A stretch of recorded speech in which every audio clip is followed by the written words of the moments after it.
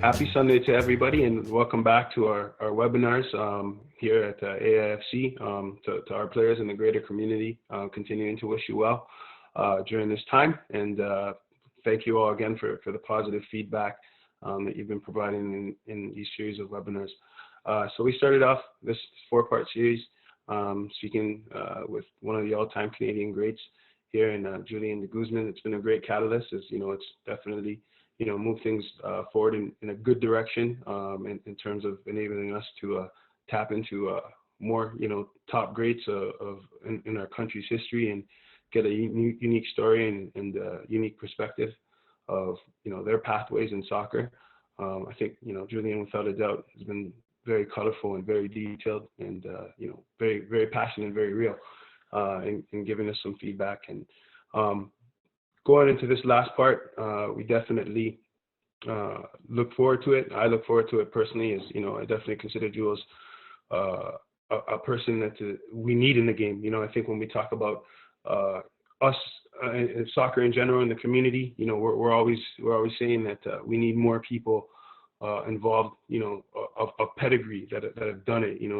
The De Guzmans, the Salteris, the Hutchinsons of the world, and it's good to see now that these guys are circling around now and starting to trace their steps in the game at the next level beyond it. And from our standpoint, we'll be touching upon that a lot more today. So Jules, again, thanks, part 4, for joining us here. Hope the Mother's Day went well for you, my friend. Awesome times, guys. Thank you so much for having me for these 4 series, and it's been a pleasure. And yeah, Mother's Day has been very smooth this Sunday. Thank you. Good, man. Good. So picking up from where we left off in part 3, you talked about just understanding that your career was now turning into more of a coaching role, management side of things. You talked about starting to pay attention more to that, starting to ask more questions around that, and surround yourself sort of with the minds that are involved in that, on an everyday basis.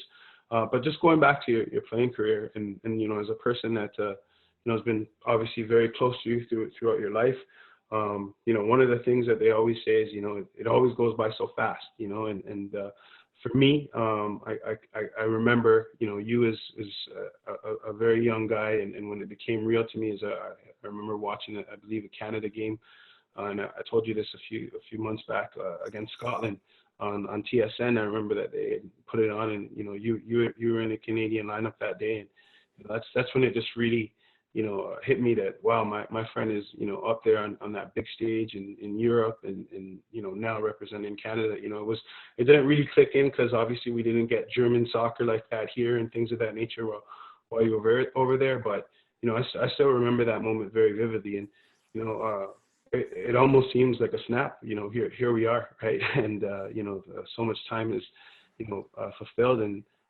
since that time, and it's been a great career. And I'm glad everybody is healthy and connected now. Will you say in that time frame, in that snap that we talk about, you left your career with a sense of fulfillment? Will you say overall you felt fulfilled within what you set out to do? Not really, because when I go back to 1986, and I remember sitting there with my dad watching Canada play in a World Cup. That's right then and there I realized, okay, this is something I could do, right? And then that, wanting to play soccer at the age of 5, and then the more you play, the more you start to think about what are the possibilities and what you want to do and what you want to achieve, and then dreams and all that stuff. The biggest one was World Cup, and playing in a World Cup for me was the ultimate dream. Yeah, I played it in, with the under 20s, but I think playing in the World Cup with the men's national team would have been the ultimate dream, and missing out was definitely something that will be something I wish I had the chance to do. But now I'm on the other side of the line. I could always find a way to apply and pass that on to the future, which is what I had a chance to do with the under 17 group in the CONCACAF qualifiers.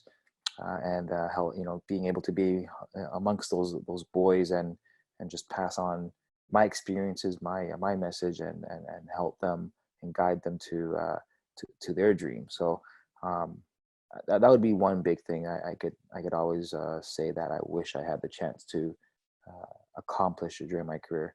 For the most part, though, I'm quite content. I mean, I'm gonna always go through a lot of things that I wish I could have done better, play longer, play for this team, maybe sign with this team. Like you're gonna always have these questions that come your way, but I think for the most part in general, I that now that we sit here and we've been talking about, my career before I left home, playing in Europe, now here I am.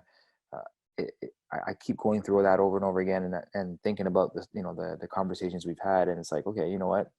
It's not bad. It's okay. It's pretty good. And I think it's definitely now at this point useful for me to be that guy to share those experiences, and I think that's the important part, and something I could have an advantage of versus most is say, hey, this is what I have done versus what someone else has done, and if there is someone else that has done something that I could use that I haven't done myself, then I could resort to my brother.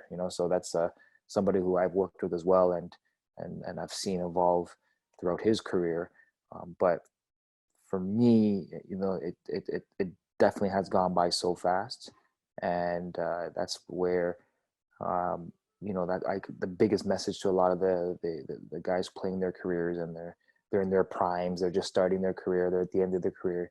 I mean, the biggest message is to really enjoy the moments that they have, and cherish it, be thankful. I mean, that's something you just do anytime you step onto the field. You give thanks to, whether it's God, your family, to anything, being there and alive and well to have a training session and get paid to do what you're doing, and then playing for your country as well. I mean, these are special moments that any player should always cherish, and I think that's something we witness whenever we watch the game on TV. You see them look to the sky and give thanks. I mean, that's exactly what it is, man. Anytime you get to walk into that field, and it's always a blessing. So that's one big thing I've been very, very happy with, having that opportunity to do that for not just for the national team, but also playing in different countries and representing and putting Canada on the map. I mean, that's another big accomplishment I could say I'm very happy with.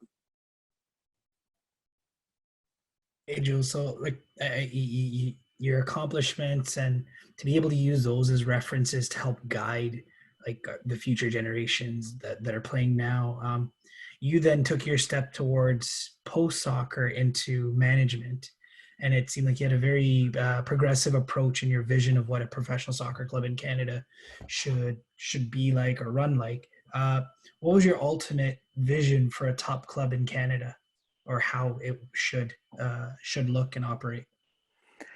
Yeah, top club in Canada, average club in Canada, academies. I mean, I think in general we should really focus on what your everyday club should look like in Canada, and going back to when in 2015, making the decision of where my next step would be, and I had an offer to go back to Spain at Racing Santander. They were in second division. Pedro Benitez was the coach, with my ex-teammate from Deportivo La Coruña. So, I mean, I was completely in love with Spain. I loved everything about Spain, from football to lifestyle. It was, again, the best moments I've had in my career, club-wise. And then, you have an offer from there. Then you have an opportunity to maybe go back to Germany, where I'm close to my kids, and kind of just have my playing career play out through there, and be close to family. But Canada became an opportunity, and it was funny because even before I had made a decision, I remember I needed to come train, and I didn't have a club at the time, but I needed to train to keep fit for these national team games, and I reached out to TFC to come, and it's like you're reaching out to TFC to train. They may not let you train, but then who else am I going to go train for? And then you look around, you look on the map, and then there's only maybe three teams that are professional just to train. And you left home. I left home in '97. I'm back now in 2015, and we only have 3 professional teams. So I'm asking myself, how much have we really done since for that whole big chunk of time? I mean, that's over 10 10 years, right? Uh, and I remember every 3 years or every 2 years, I would always have to get a new set of insoles done. So whenever I come home, I go to see my guy at Mount Sinai, and I'm getting my insoles done. And his name Dr. Copeland. He worked for the Toronto Blue Jays as well. Well-known guy in Toronto. And he had asked me, he goes, what's your next step? And I was kind of explaining to him my situation. I was like, I got Spain here. I got Germany here I could go back to, but I would like to, I was like, I would like to stay in North America if that's possible. And he goes to me, did you know there's a team I work for in Ottawa? And I had no clue. There's a professional team in Ottawa. So, I mean, just not even knowing, and me as a professional player, not knowing that there's a professional team in Ottawa, I had to do my research now and realize, okay, this team actually just started in 2014 in the NASL. It's 2015. I'm like, this might be something to consider. So I had to reach out to my agent, Courtney, to get in touch with these guys to see, what's available there. And, before you know it, you fast forward a month later, I've signed with them. And the reason why I decided to stay in Canada was because I'm at the point of my career where, I may have, 2, 3, 4 years left to play, but I really want to see how I could give back. Going back to Spain, I'm not giving back anymore at that point. Going back to Germany, I'm not really giving back. I think the ultimate goal when you've retired and you've had this career, how do you give back now to a country that has meant so much to you? And I think that was my next step, is giving back, but also doing my research and seeing where are the areas that needed help. So I've already done the research, and I've played it for the TFCs from 2009 to 2012. And I followed the Impact, I followed the Whitecaps. And the one thing that always annoyed not just myself, but I think annoyed every Canadian, was you turn the TV on and you could watch all those 3 teams play in the MLS, and you can't even count a handful of Canadians who have started or played in those 3 games. So I think that's where it was a big disappointment. I mean, and I've noticed that playing in the national team, where you could still make the national team those times, even without a club, because they just desperately need players. So our Canadians weren't getting the chance for Canadian teams. I come to Ottawa, and I think that was the biggest thing for me to understand why was that happening. And I think when you look at being involved with an organization, a Canadian club, and I think it's no different than calling it a Spanish club. And you go to Spain, you're playing for a Spanish club, and guess what? At least half of the teams will be Spanish players. You're going to go to Germany, you're going to play for a German club, half the teams will be German players. Why can't that be the same for Canada? And that was my biggest concern, in how to fix that or help that situation. And there, I've played with so many Canadians who, I've probably met them once and played with them on the national team or train with them, and you ask, why hasn't this guy made it? I think the biggest reason is because there's just not enough resources in their country for them to stay there, be developed, and have that opportunity to play pro, because there's only 3 professional teams at the time. Ottawa now being the 4th, and me playing for them, this really brought me back to where I was in 2009, TFC, fairly new team, and those were a lot of the similarities I saw when I was in Ottawa.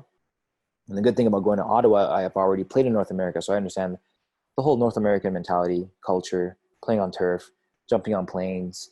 I think I've already been prepared. I was well prepared for that. So first season went well. We made it to the finals of the NASL championship, and I didn't get a chance to play that because I've already made commitments to the national team. And then going into year 2, I didn't play as much, due to injuries, but that still now prepared me to make the next step.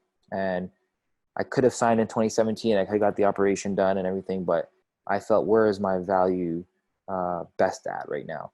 Is it, trying to stay fit and play week to week and, just to get by? Or is it now, being on the other side and just getting involved where I could be a mentor, I could be someone making big decisions, but making sure it's ready and prepared for Canadians to play for Canadian club and get a chance, and do well, and then get a chance for the national team, or maybe use that as a ladder to even get higher to MLS clubs or to Europe, right? So that was my vision. The moment I retired, or even before I retired, it was my vision. And then the moment I retired, I had the chance and the opportunity to be a part of the staff as an assistant coach and assistant GM.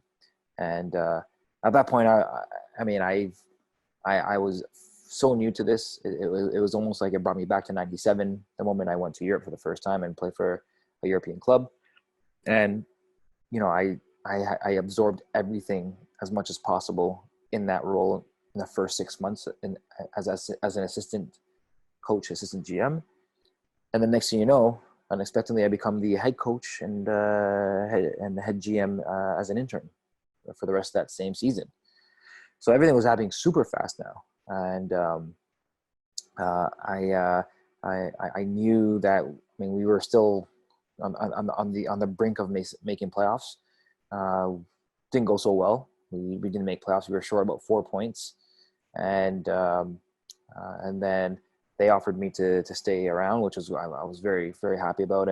But I made it clear, this is how it needs to be done now. If you want to call this a professional club in Canada, yeah, a coach / GM, it won't work. That's something you could do maybe at the lower levels, but I want to respect this sport. This is top level sport we're talking about. We only have 4 professional clubs in the entire country, so let's treat it as if it's a professional organization in terms of soccer, from my experience. And I proposed the split roles and then decided to become the GM, and then that's when I was able to implement my philosophy and strong beliefs of how a Canadian professional club should look like, from I guess like an example for the rest of Canada, if they were to have their professional club or call it a professional Canadian team. So and then that's when I started to implement a lot of the Canadians. I gave Canadians a chance to play, to sign them the contracts, and even had players coming on from loan to play for us, to get minutes and play, but also to let Canada know that there's a Canadian team with Canadians in it, and we would field more Canadians on a playing field on a weekend than any Canadian MLS team could show, out of the 3 on any weekend. So that, and then win games as well. So I mean, that was a big part for me to really get involved and implement that philosophy. And I think that was I think it was done well from year 1 in that position for myself, and going into year 2 we made playoffs. So that was the biggest goal. And now we're seeing a Canadian Professional Soccer League, the Canadian Premier League, sorry,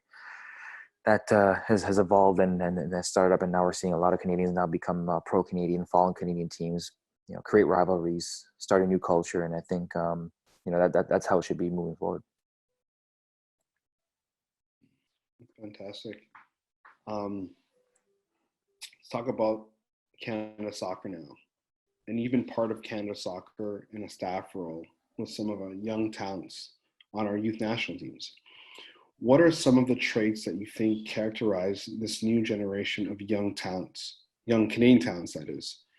What are the tools that they will need to succeed in Europe that maybe not we don't think about much, or people don't really know?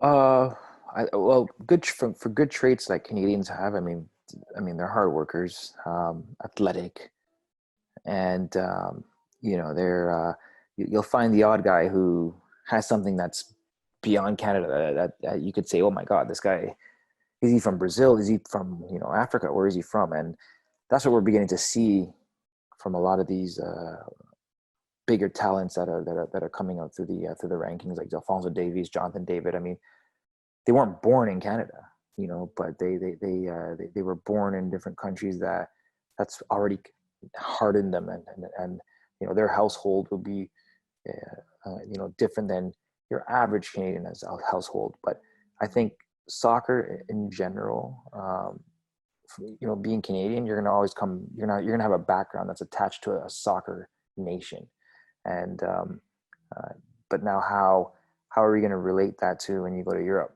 You know, you could have Canadians who are Canadians but with African culture go to Europe, but they're just so Canadian that they're not African anymore. So how do you bring that back into them in their bloodstream, right?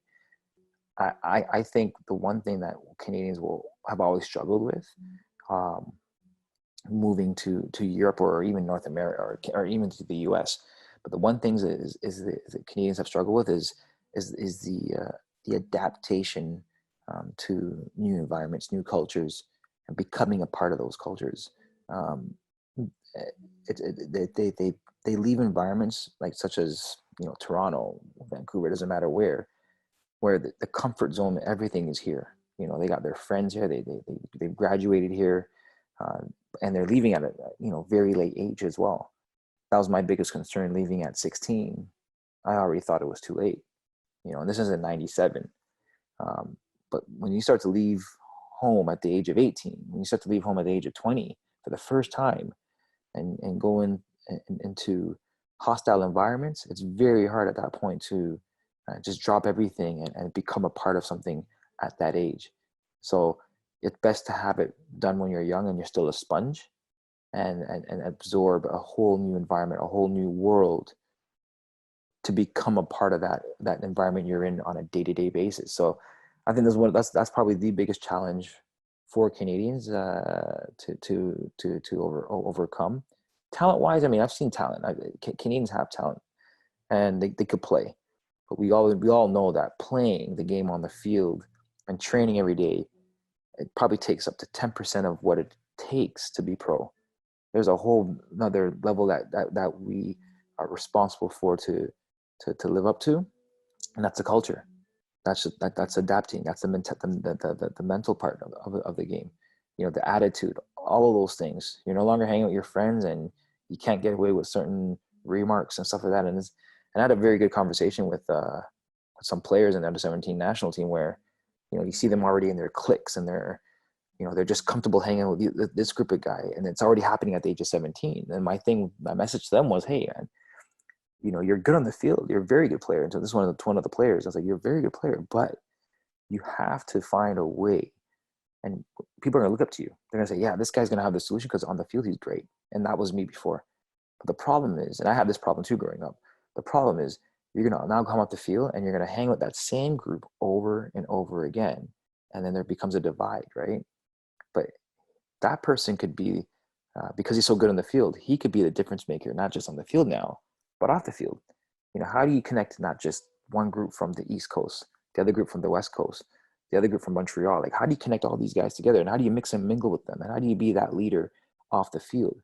And that's such a hard thing to overcome when you so used to your surroundings, so used to your environment, because the moment it's dinner time, guess what? You're going to look for the table where all the Scarborough guys are from. You're going to look for the table where all the Brampton guys are from, because it's comfortable when you're playing on the national team. And I think that is the biggest challenge, you know, for a lot of these Canadians, where how do you come out of that comfort zone? You know, who are you able to do it yourself? And I got away with a lot. I got away with it a lot, playing in the national team, where you're going to be roomed with the same guy that you grew up with and have the same conversations, but you got to find a way to maybe mix and mingle with guys that you've never hung with, or guys from the different parts of the country. And those are that's where it starts, you know, moments like that. That's where it starts. And that was my message to a lot of the young guys in the under-17 team. If you want to make it in Europe, man, you know, you got to be willing to mix and mingle with guys that you've never hung with before, and speak their language and eat their food and appreciate it and actually like it, you know. So those are the biggest challenges I've seen and witnessed, from not just for myself, but also a lot of, you know, really good Canadian players who could have very good careers. Yeah, it's definitely you know, an evolution, and an adventure. You know, leaving overseas, that any, you know, not even from a sporting standpoint, you know, you have to sort of have that openness, you know, and sense of adventure, you know, to really get the most out of it, right? Yeah. So without a doubt, Jules, you know, you're a top mind in Canadian soccer. Based off of your references and your career trajectory overall, you know, now that you're transitioning out of the game into a full, you know, senior management role, you seem to enjoy it. You seem to now be, in a good groove with it. Where do you feel you're best, suited, moving forward and continuing to contribute to the game? Yeah, I really enjoyed the GM role. Initially, I didn't have much of a clue what I was getting myself into, but um, that was extremely fun from my part. Extremely challenging. So you're super busy, and it definitely changes your life as a whole. But from my experience playing or working with the Ottawa Fury as a GM, and having the opportunity to create a team, um, that was something I feel I continue to do and even get better with, and work towards it down the road. Um, my experiences working in different clubs overseas, uh, in the MLS and the national team as well. Just having the relationships that you've built, throughout your whole career, where you've met so many players, and um, it's just one of those things now after 15 years of playing professionally overseas in Europe, and then playing in North America as well. On top of that, it just becomes a part of your blood. When I'm creating a team and I'm thinking about, okay, what type of players do I need? How do I respond to what the coach wants as well? You bring in a coach who has no clue about Canadian soccer, and he probably has his visions on, yeah, we got to bring this player, but then we get carried away again with another typical Canadian team where you're watching the game and you can't even pinpoint who's Canadian. So my message to him was, I'm going to help you out, but this is a Canadian team. I need Canadian players. Give me the profile you want. I'll find you a player. And just from my experience playing for the national team in so many years, he may want a guy that he's used to from the US or from Germany, but I say, hey, you know what?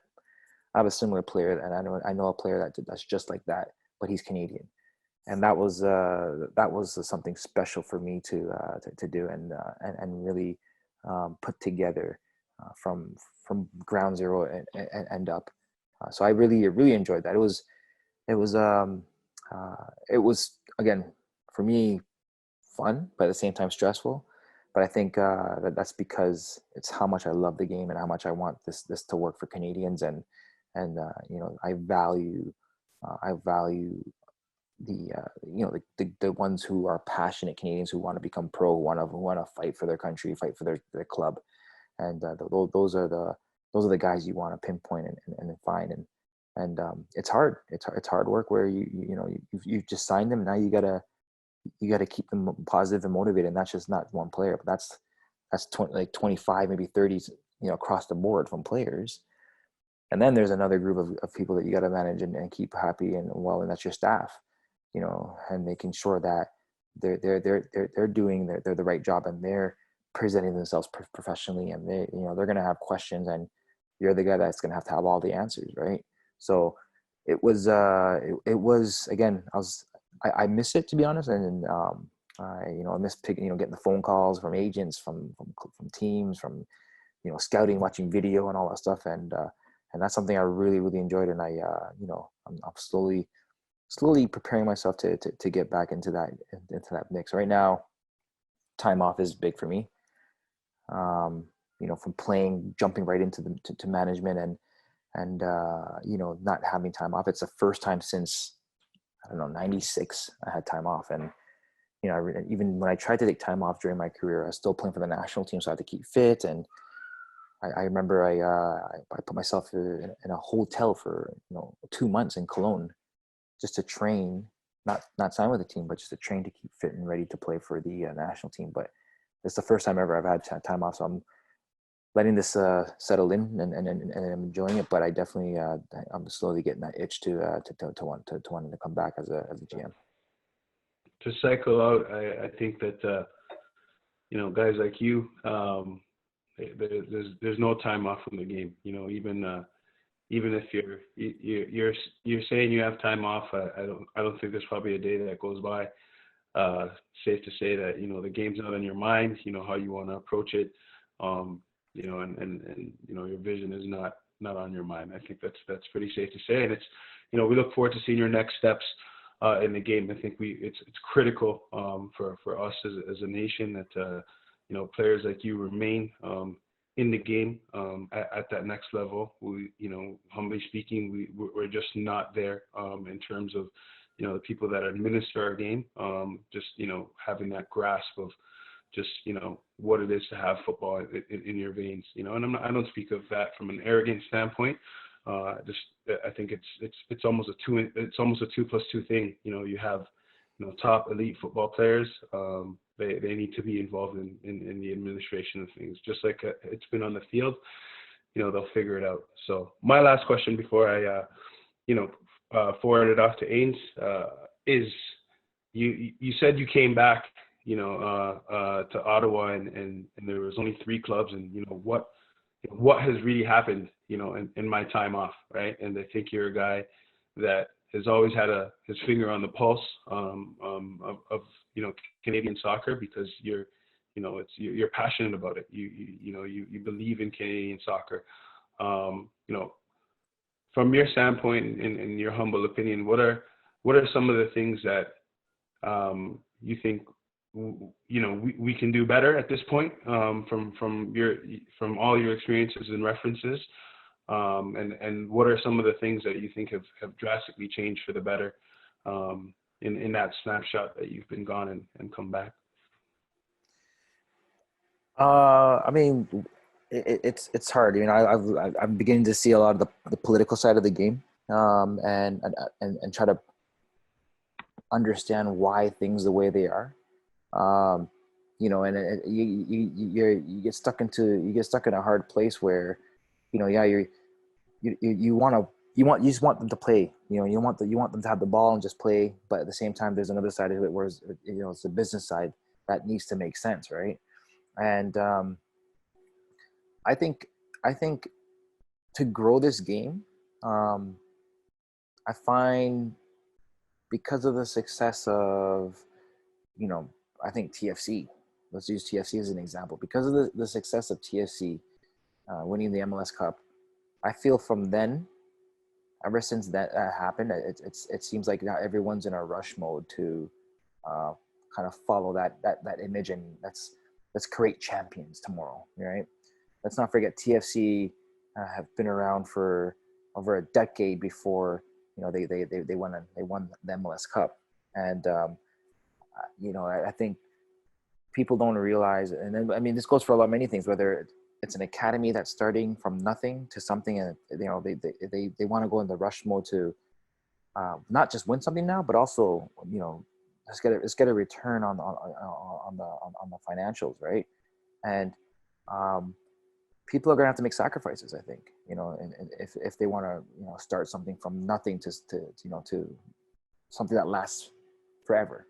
And I think it's hard to find those individuals who, but I mean, just there's, I'm sure there's quite a few of them, but it's hard to find a large amount of them who believe in the sport before they believe on the business side. It's very hard, and I think the state we're in now is we see how academies are, and it's a great business. It makes money, and people pay into it, and then I think you're going to find some academies now who enjoy doing that more than the playing side, and that versus let's just focus on players.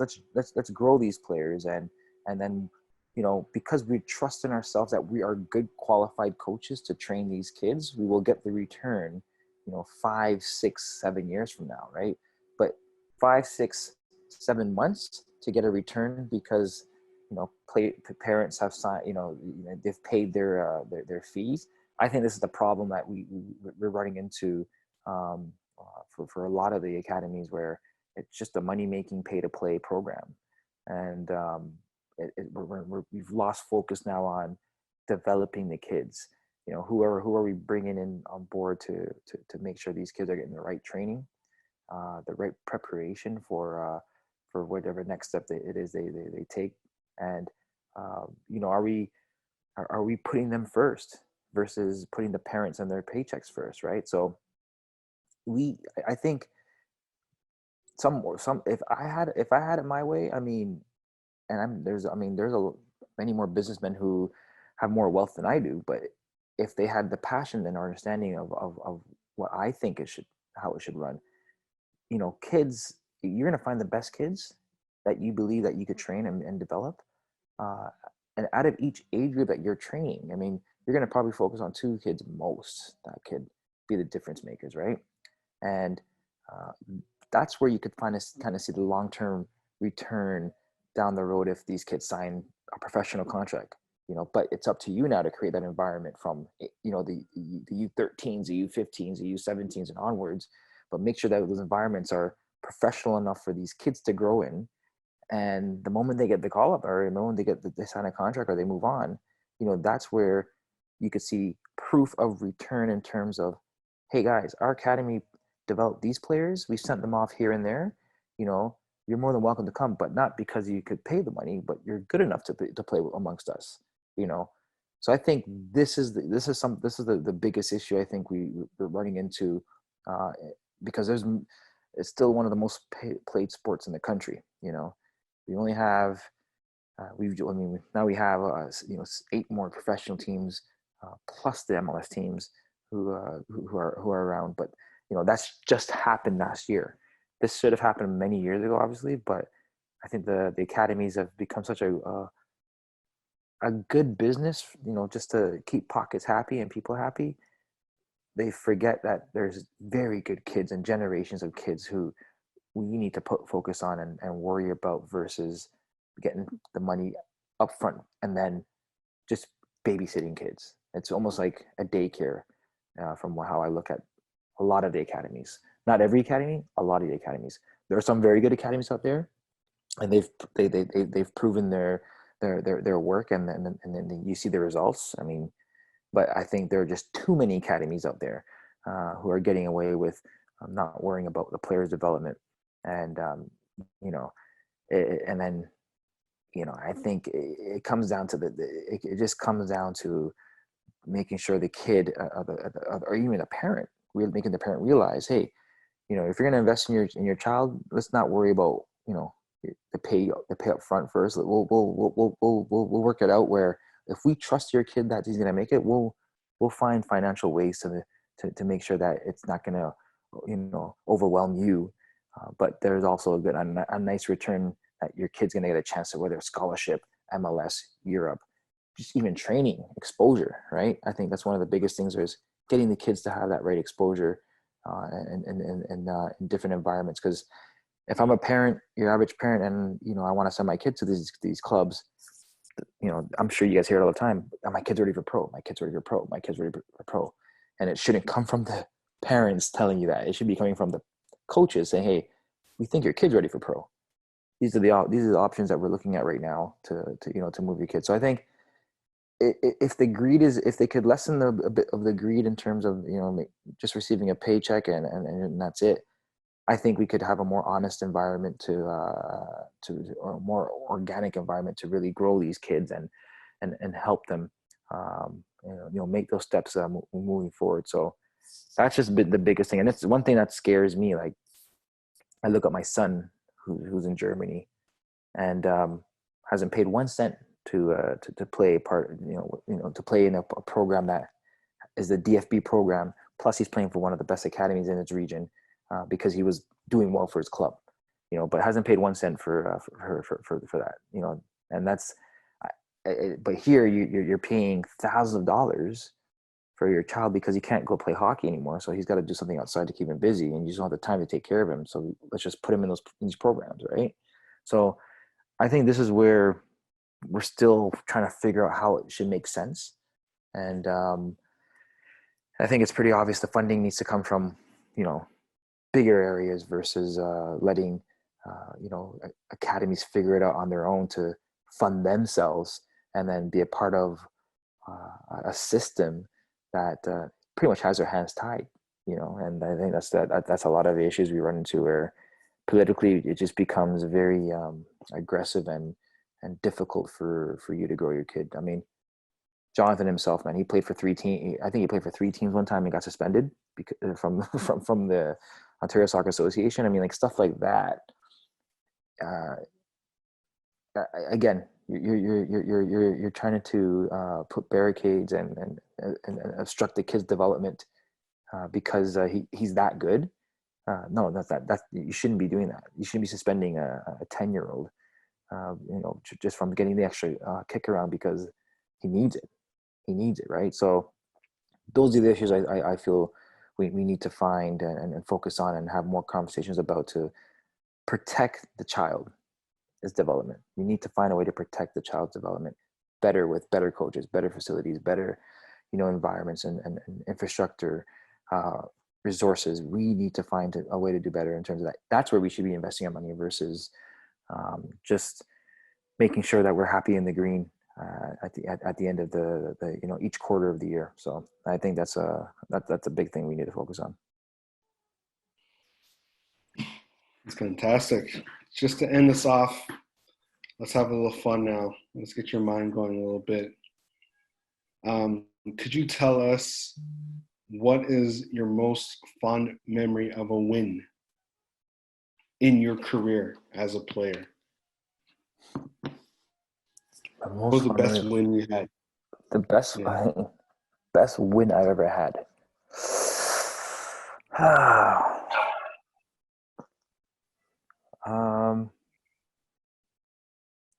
I think it comes down to that game against Real Madrid.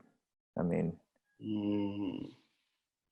yeah, it has to come down to that game against Real Madrid because it's unfortunate. I mean, for me, like I've won some trophies, but I mean, it's you're looking for that big trophy, I think, or making qualifying for a World Cup. I think those are the big ones that that's missing in my career. But in terms of a win, that I would say have changed probably not just my career but my life is the game against Real Madrid. And going into that game, again, I just finished playing against Barcelona.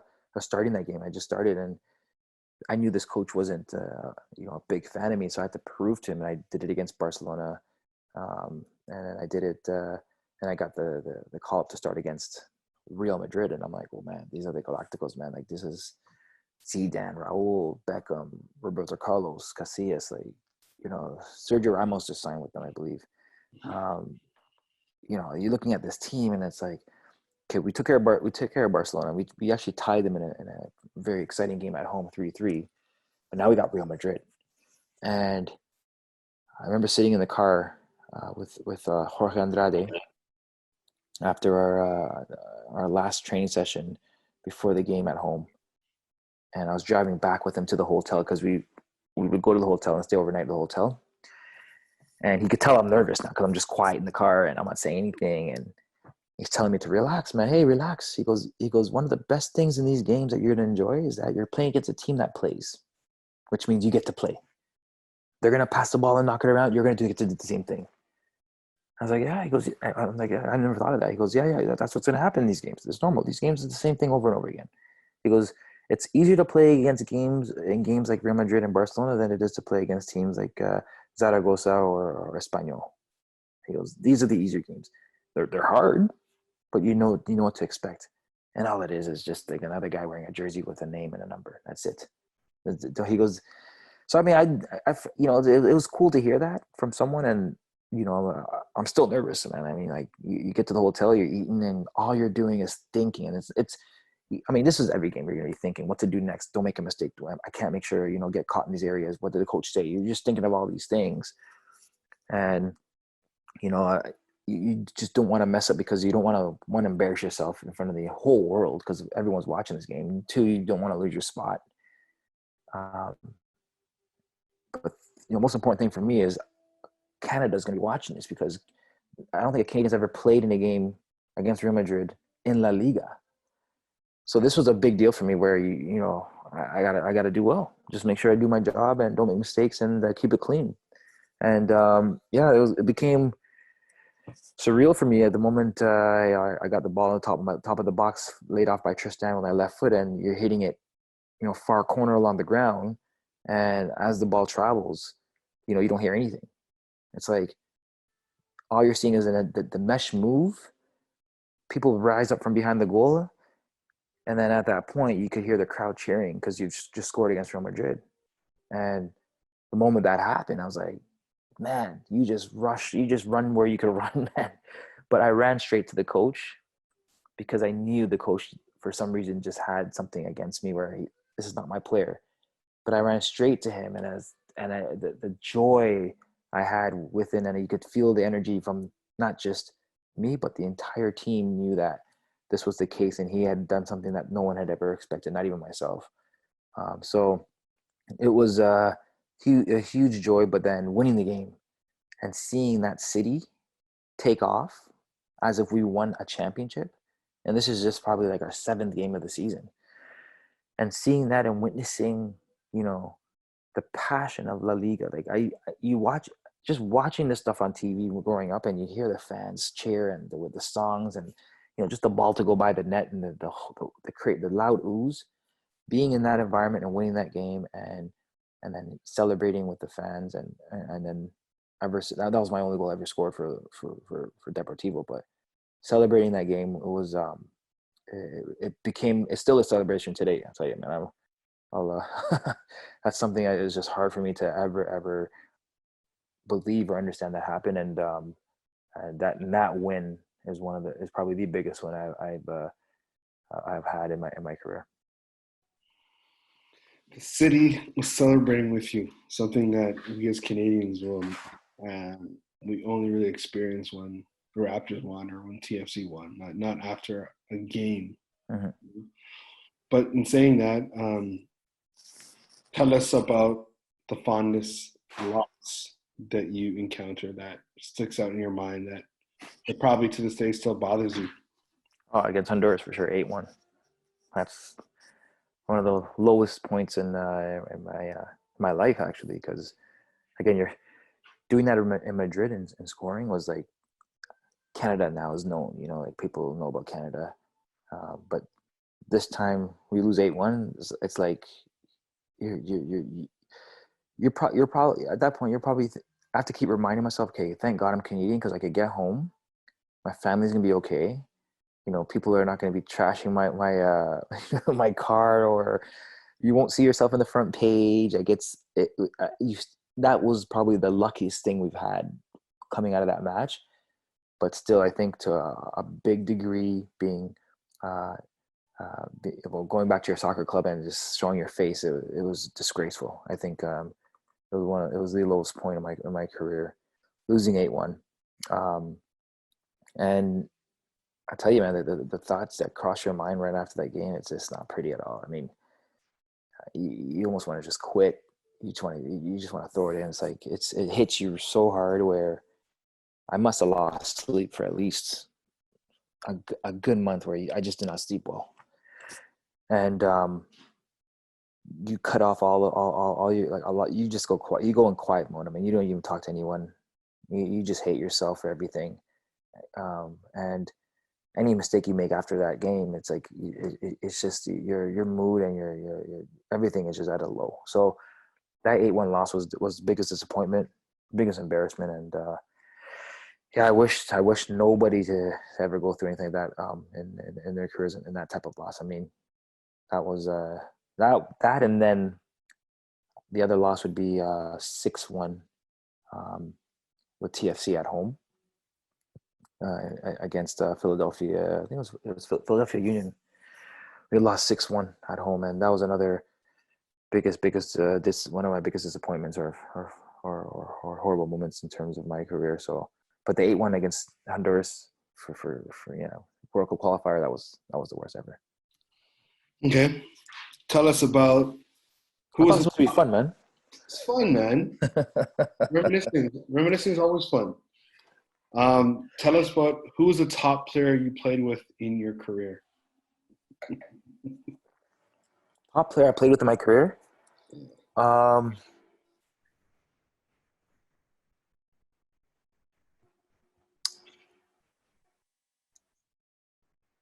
one. You only pick one. It's hard, man. I love watching these guys go through their mental Rolodex. It's the best. Watching these players, these ex guys.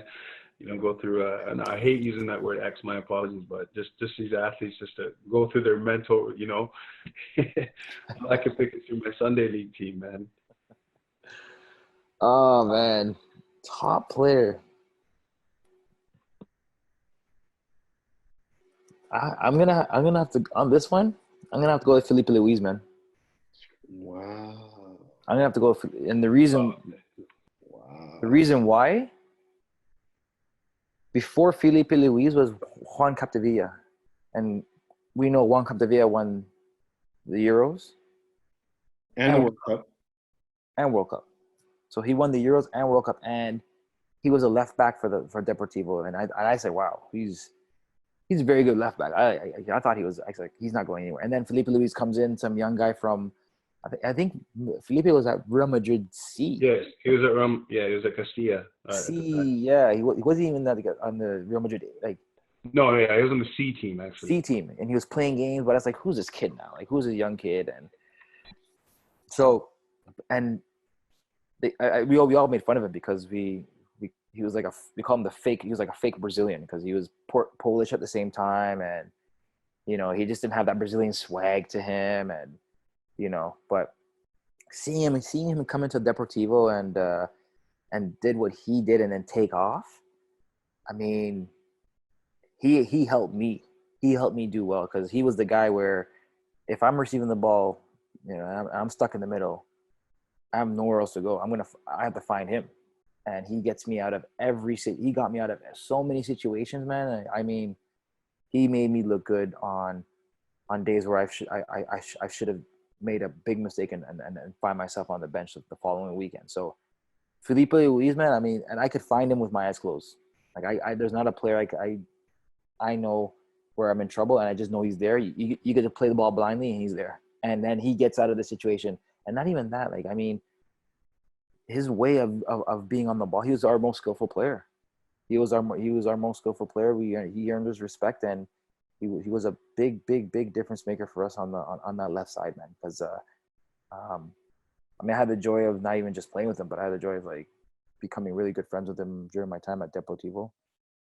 And his English was, it seemed like his English was like his mother language, which was also impressive to see. But he was a special dude, man. I really enjoyed playing with him, and he was a great guy. But then ended up having a wonderful career as well, playing at Atletico Madrid, Chelsea, Brazilian national team as well, and now at Flamengo, winning championships there.